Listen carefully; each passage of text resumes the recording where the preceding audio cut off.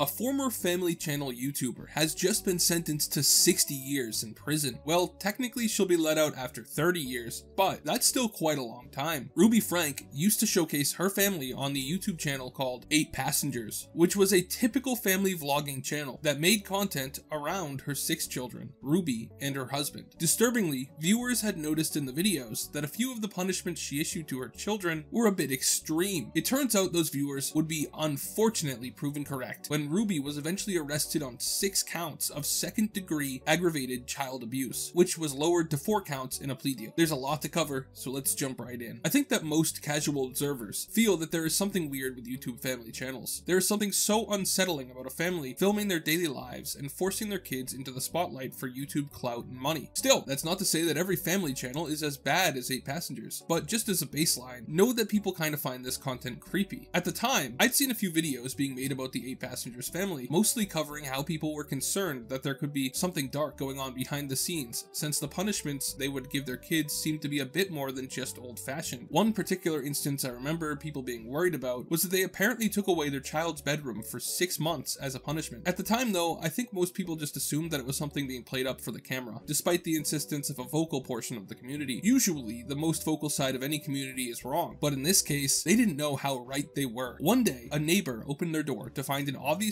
malnourished child standing at their door looking for help. He was covered in open wounds and duct tape. The neighbors were obviously horrified at the sight and called the police, who then searched the house the child came from and found another minor in similar conditions. Now, it's hard to understate the horror of what happened here. This is one of those cases where just from the text description of events, you know that the person who committed these crimes has lost their connection to their humanity. It's hard to describe, but sometimes when you see someone, you can just tell. You look into their eyes and nothing looks back. It's like looking into an endless abyss. Ruby Franke is obviously one of these people. There is not a pit in hell hot enough to burn away the sin of what she has been found guilty of. She took a plea deal, obviously, because given the state that the children were in, I don't think that she had a chance at coming away innocent. The plea deal dropped 2 of the charges against her, finding her guilty of 4 counts of aggravated child abuse. I can't imagine that in women's jail, they look highly on people with those kinds of charges, and I guess she will find out. The judge sentenced Ruby and her friend, who was also possibly a business partner, Jody Hildebrandt, to 4 terms of 1 to 15 years in jail each, which gives them each a potential 60 years in prison. Unfortunately, there is a law in Utah that forbids consecutive sentences that last over 30 years combined, meaning that the most Ruby will serve is 30 years. What I found really disturbing was her comments at the sentencing. She said, "I am humbled and willing to serve a prison sentence for as long as I need, and I am committed to unlearning my toxic behavior. I cannot believe that when facing a potential 30 years in jail, someone would refer to their heinous crimes as toxic behavior. That's influencer speak. It's like she thinks that she just got caught stealing tweets or something. There is something deeply disturbed in this woman, I think, and I think it's clearly a good thing that she will be away from the public for 30 years. If anything, it's unfortunate that it's not longer. There's no remorse in that statement. It strikes me that she might think she didn't do anything all that bad. There's no other reason I can think to use the term toxic behavior. Even if you were trying to fake being remorseful, you'd say something a bit stronger." She then had the stones to say that despite downplaying it as toxic behavior, the charges are just, and that she was remorseful for twisting God's words and distorting his doctrine, which I don't even know where to start on that. She didn't twist God's words. She ignored them. She didn't distort his doctrine, she inverted it. The only good thing about this statement is that it means that she acknowledges that God exists. Thus, she will spend her sentence, no, the rest of her life, in worry for how God will judge her. So, in conclusion, I'm glad to see that this person will be in jail. It's cases like this that make me think that the general trend towards lighter sentences is a bad thing. What do you guys think? Is 30 years enough? Would 60 years be enough? Let me know in the comments. Thank you for watching all the way till the end. Like and subscribe if you haven't already. Have a great day,